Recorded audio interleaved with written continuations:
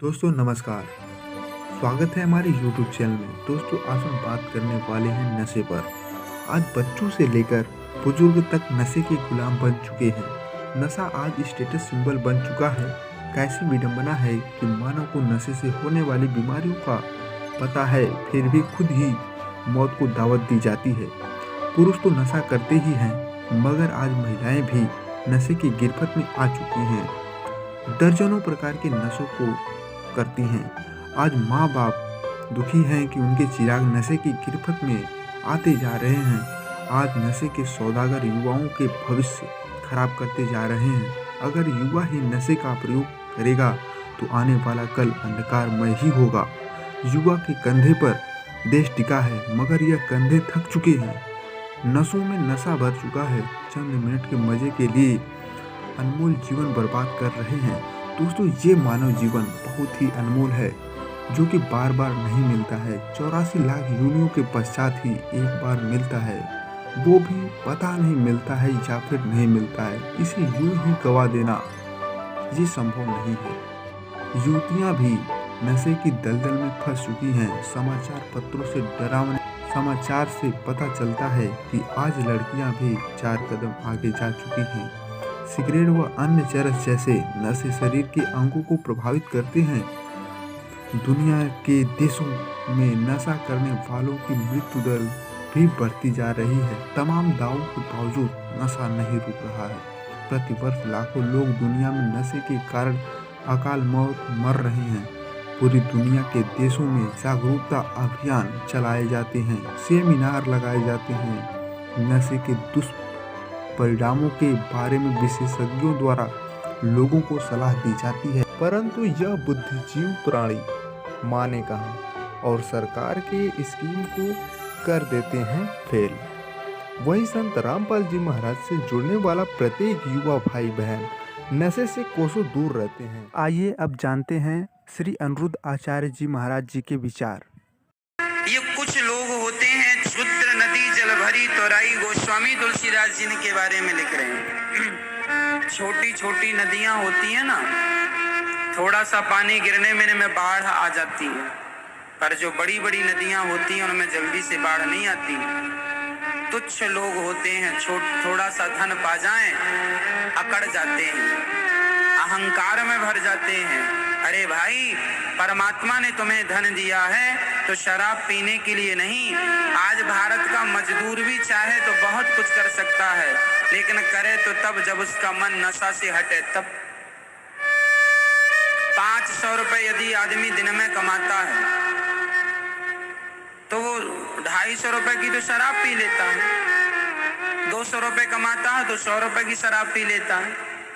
ज्यादा कमाएगा तो महंगी वाली पी लेगा, कम कमाएगा तो सस्ती वाली पी लेगा, और पिएगा जरूर। जो पैसा उसके बच्चों में खर्च होना चाहिए ताकि बच्चे अच्छे स्कूल में पढ़ जाएं, घर छोटा सा रहने को बना लो।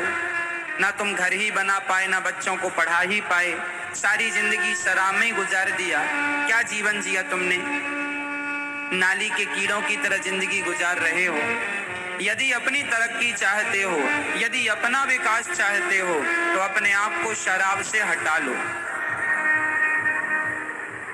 हमारे देश में चुनाव होता है तो नेता लोग शराब पिला देते हैं, और जिसने बढ़िया वाली ज्यादा शराब पिलाई वही नेता बन जाता है। हाँ या ना? मतलब भारत का आदमी बेकाऊ है। 2 कौड़ी का है आदमी वो जो 1 बोतल शराब में बिक जाता है। तो आप इतने सस्ते हैं कि 1 बोतल शराब में बिक जाते हैं।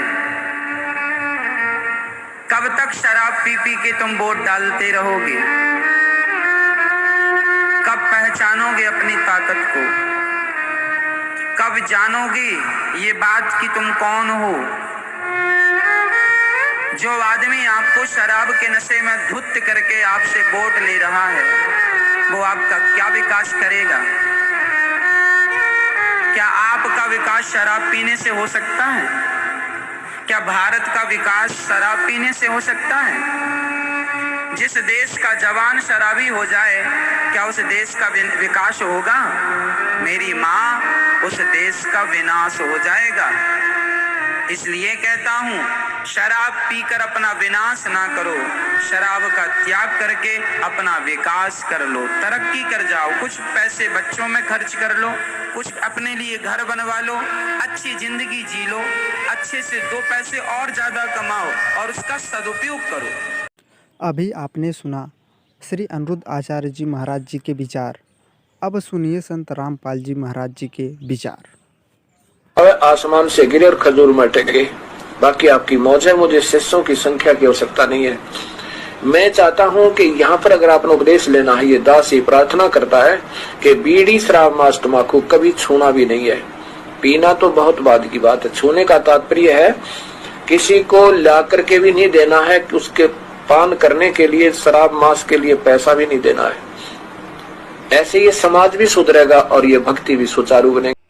नाम दीक्षा लेने के लिए सबसे पहले तो जितने भी प्रकार के नशे हैं इनको छोड़ना होता है, और ये बहुत ही आवश्यक है, क्योंकि अगर कोई नशा रहेगा तो भक्ति चल नहीं पाएगी। तो इस भक्ति का तो आधार ही यही है कि सारे जितने भी प्रकार के नशे हैं सब इनसे बिल्कुल ही दूर रहना है, इनको हाथ भी नहीं लगाना है। सर देखिए, अधिकतर लोगों को पता होता है कि नशा करने से बहुत सारी हानियां होती है, लेकिन फिर भी वो नशा नहीं छोड़ पाते।